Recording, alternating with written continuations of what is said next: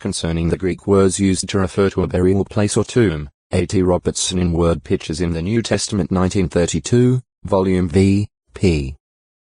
87 states. Defoe's grave presents the notion of burial thapto, to bury as in mat. 23. 27. Namaon from Naamai, Mimsko, to remind is a memorial, sepulchre as a monument. Related to Namaon is the word emenima, which appears to have a corresponding meaning, referring also to a memorial or record of a thing or a dead person, then a sepulchral monument, and hence a tomb. Vine's Expository Dictionary of Old and New Testament Words, 1981, Volume 2, p. 173. Such a tomb might be an excavated grave in the ground or, as was often the case among the Hebrews, might be a natural cave or a rock-cut vault. Compare Acts 7. 16 and GE 23. 19, 20. As has been seen above, whereas the word Tapho's grave gives emphasis to the idea of burial, the words Emenima tomb and Emeni middle.Maon memorial tomb lay stress on the thought of preserving the memory of the deceased person. These latter words, therefore, appear to carry a greater idea of permanence than Tapho's. They are related to the Latin word monumentum. It seems evident that Jewish burial tombs were customarily built outside the cities, a major exception being those of the kings. The references to such tombs in the Christian Greek scriptures would all appear to place them outside the cities, except the reference to David's tomb at Acts 2. 29. Being thus withdrawn and also being avoided by the Jews, because of the ceremonial uncleanness connected with them, the areas in which such tombs were located were at times the haunt of crazed or demonized persons. Mount 8. 28. Mr. 5. 5. Not on 8. While serving as a remembrance of the deceased person, the Jewish memorial tombs in general do not appear to have been ornate or ostentatious. Some were so unpretentious and inconspicuous that men might walk upon them without being aware of it. Lu 11. 44. Although it was the custom of the pagan peoples around them to make their tombs as lavish as their circumstances allowed, the early Jewish tombs that have been found are notable for their simplicity. It was because the Jews' worship allowed no veneration of the dead and did not foster any ideas of a conscious existence after death in a spirit world, ideas such as those held by the Egyptians, Canaanites, and Babylonians. Thus, while many critics make the claim that the worship of the nation of Israel was, from early times, syncretistic, that is, resulting from the union of conflicting beliefs and having developed by the addition of tenets and practices from earlier religions, the fundamental resistance to such religious corruption is evidenced once again in the plainness of their tombs. Deviations, however, did occur. Jesus shows that in his day it was the practice of the scribes and Pharisees to decorate the memorial tombs of the prophets and others.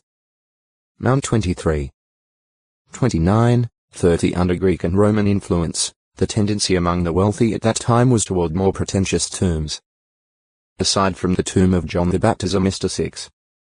29. The principal tombs considered in the Christian Greek scriptures are those of Lazarus and of Jesus. Lazarus' tomb was typically Jewish, being a cave with a stone lying against the opening, which opening may have been relatively small, if we conclude that similar tombs found in Palestine are comparable. The context would indicate it was outside the village. Joe 11. O textoi acute muritra longo. Memphis 369 tombs that were opened as the result of an earthquake occurring at the time of Jesus' death has caused considerable discussion, some holding that a resurrection occurred. However, a comparison with the texts concerning the resurrection makes clear that these verses do not describe a resurrection, but merely a throwing of bodies out of their tombs, similar to incidents that have taken place in more recent times, as in Ecuador in 1949 and again in Sunzon, Colombia, in 1962, when 200 corpses in the cemetery were thrown out of their tombs by a violent earth tremor. El Tiempo, Bogotá, Colombia, July 31, 1962. Remembrance by God. In view of the underlying thought of remembrance associated with Emeni middle.Maon, the use of this word rather than tar-phos at John 5. 28 with regard to the resurrection of all those in the memorial tomb seems particularly appropriate and contrasts sharply with the thought of complete repudiation and effacement from all memory as represented by Gehenna. Mount 10. 28. 23. 33. Mr. 9.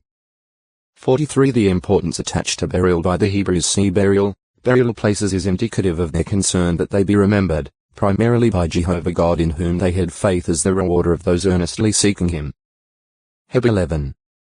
1, 2, 6 inscriptions of the tombs of Israelite origin are very rare and, when found, often consist of only the name. The outstanding kings of Judah left no magnificent monuments with their praises and exploits engraved thereon, as did the kings of other nations. Thus it seems evident that the concern of faithful men of ancient times was that their name be in the book of remembrance described at Malachi 3. 16. Compare EC 7. 1. See name. The basic idea of remembrance involved in the original Greek words for tomb or memorial tomb also gives added meaning to the plea of the evildoer impaled alongside Jesus to remember me when you get into your kingdom. Lu 23. 42. Memphis. One of the capitals of ancient Egypt, identified with the ruins at Metrine, about 23 kilometers 14 miles of Cairo, on the W side of the Nile River. Memphis was for long the most important city in Lower Egypt, that is, the Delta region and a small section to the east thereof. At Hosea 9. 6 the city is called Meph in the Hebrew text, rendered Memphis in most English translations. Elsewhere it is referred to by the Hebrew Neph. Issa 19. 13.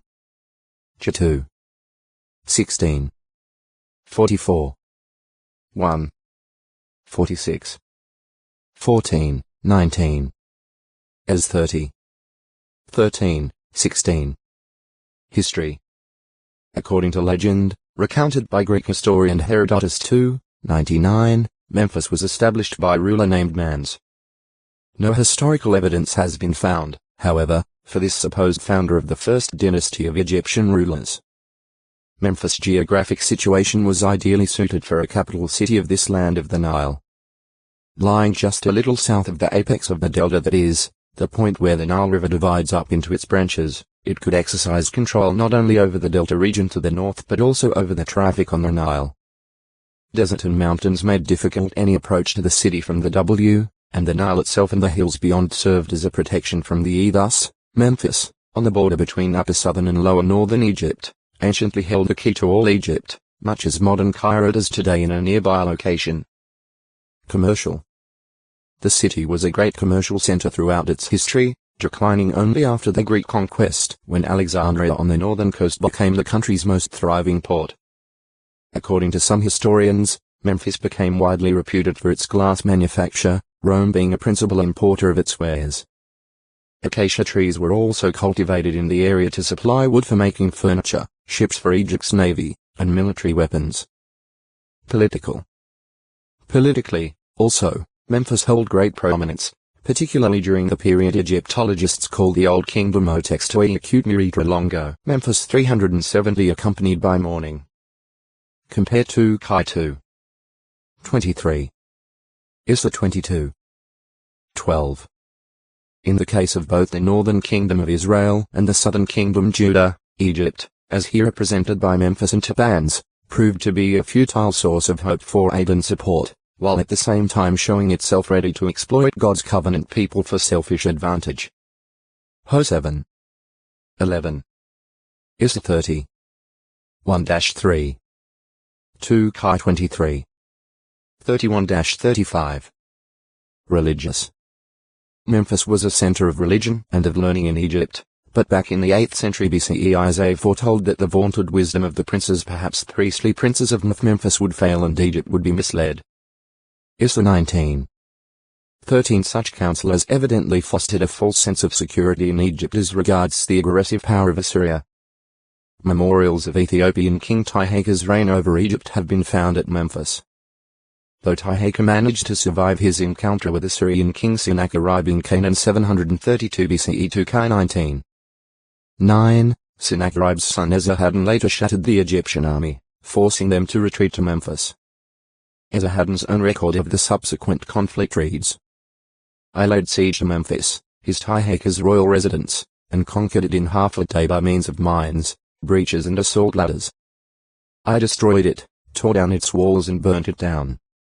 Ancient Near Eastern Texts, edited by J. Pritchard, 1974, p. 293. Apparently a few years later Egypt's forces retook Memphis, massacring the Assyrian garrison. But Ashurbanipal, son of Esarhaddon, marched into Egypt and drove the rulers out of Memphis and back up the Nile southward. When Assyria went into decline in the latter part of the 7th century BCE, Memphis came back under full Egyptian control. Following the Babylonian king Nebuchadnezzar's desolation of Judah in 607 BCE, Jewish refugees fled into Egypt, taking up residence in Memphis and other cities. Jah 44. 1. Through his prophets Jeremiah and Ezekiel, Jehovah condemned them to disaster and foretold that Nebuchadnezzar would strike Egypt a devastating blow, with Memphis not experiencing the full force of the attack. Jah 44. 11-14. 46. 13, 14, 19. As 30. 10-13. The Babylonian attackers of Memphis would confidently attack the city in broad daylight. As 30. 16. Memphis again came in for a severe defeat at the hands of Persian king Cambyses in 525 BCE, thereafter becoming the seat of a Persian satrapy. The city never fully recovered from the effects of this conquest. With the rise of Alexandria under the Ptolemies, Memphis declined steadily and by the 7th century of the Common Era had become vast ruins.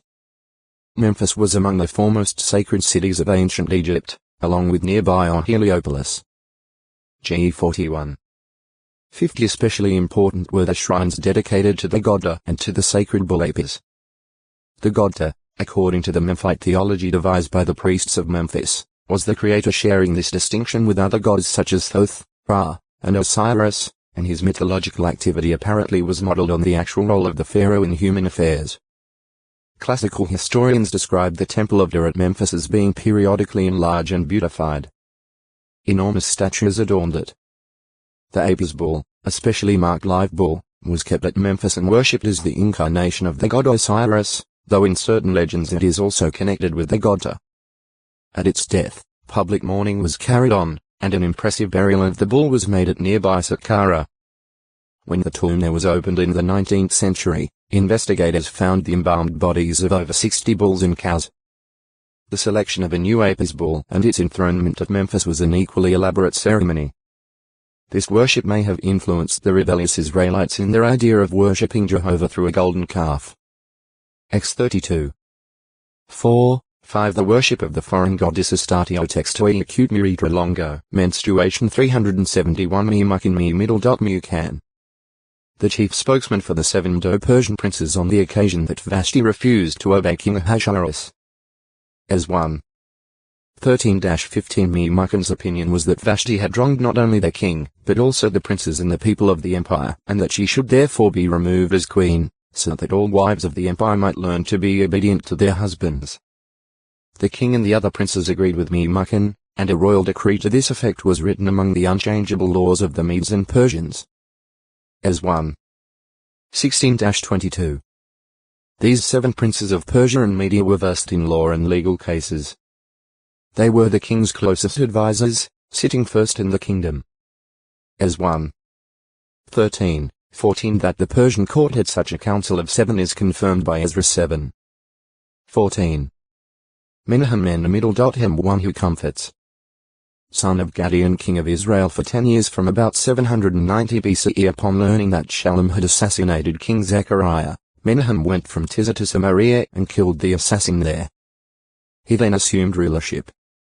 Evidently during the early part of his reign Menahem struck down Tirzah and all that was in it and its territory out from Tirzah, because it did not open up. The town was apparently reluctant to open its gate to him. LXX, VG, harsh treatment was meted out to the populace. All its pregnant women he ripped up. 2 Kai 15. 10, 13-17. Menahem did what was bad in Jehovah's eyes. He promoted calf worship, failing to depart from the sins of Jeroboam, the first king of the 10-tribe kingdom.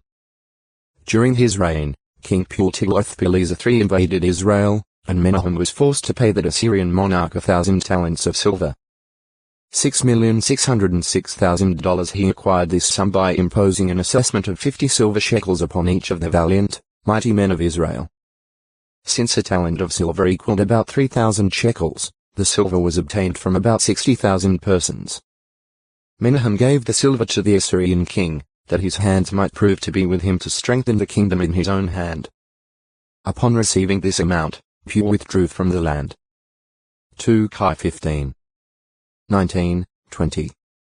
Menahem is named in an inscription of Tiglath-Pileser III as Menahem of Samaria Me'anahiami al-Samirian, being listed there, along with Syrian king Rezin Rahinu and king Hiram Hiruamu of Tyre, different from the Hiram of David's day, as a ruler from whom that Assyrian monarch claims to have received tribute. Ancient Near Eastern Texts, edited by J. Pritchard, 1974, pages 282, 283. Menahem died about 781 BCE and his son Pekah succeeded him on Israel's throne. 2 Kai 15. 22. Menmieni. The opening word of the cryptic message miraculously inscribed on the plaster wall of King Belshazzar's banquet hall in Babylon on the night of October 5, 539 BCE Gregorian calendar, just before the city's fall to the Medes and Persians. According to Daniel, who was empowered by Jehovah to read the inscription and give its interpretation, the writing read: Men, Tekel and Parsin. Dar 5.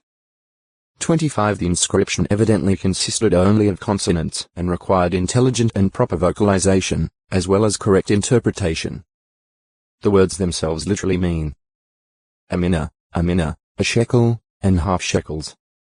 In giving the accurate interpretation, Daniel said first, "This is the interpretation of the word. Men, God has numbered the days of your kingdom and has finished it." Dar 5. 26. Even that portion of the message should have made things clear to King Belshazzar. Jehovah had dethroned mighty Nebuchadnezzar, who has been more powerful than Belshazzar. So he should be able to cut down the number of days of Belshazzar's kingship and those of his coreginator father, Nabonidus. Jehovah could bring the dynasty to its end. The word men appeared twice in the inscription, perhaps because the message applied to both rulers in the kingdom of Otextoi acute Miritra Longo. Meneleth 372 Hebrew term, dar middle. Where, which can denote illness. Var 5. 17, is translated menstruating woman. The 15. 33. Is 30. 22. Menstruation is also meant by the phrase the customary thing with women. GE 31. 35. Unclean under law. According to the Mosaic law, a woman was considered unclean for 7 days during normal menstruation. The bed or any other articles upon which the menstruating woman might lie or sit were also rendered unclean.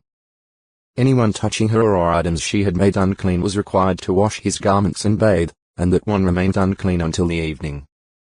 If her menstrual impurity came to be upon a man lying down with her, as when, unwittingly, a husband had sexual relations with his wife at the beginning of menstruation, he was rendered unclean for 7 days, and the bed upon which he might lie down was considered unclean.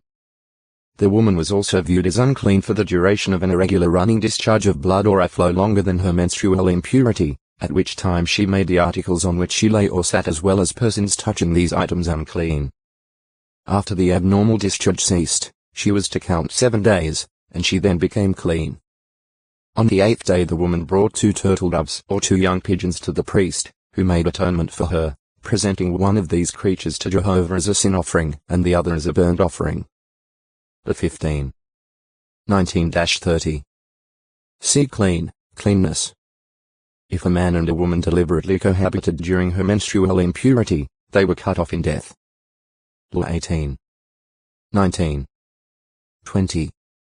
18. The prohibiting of sexual union during menstruation probably contributed to health, perhaps preventing, for instance, the occurrence of inflammation in the genital area, simple urethritis.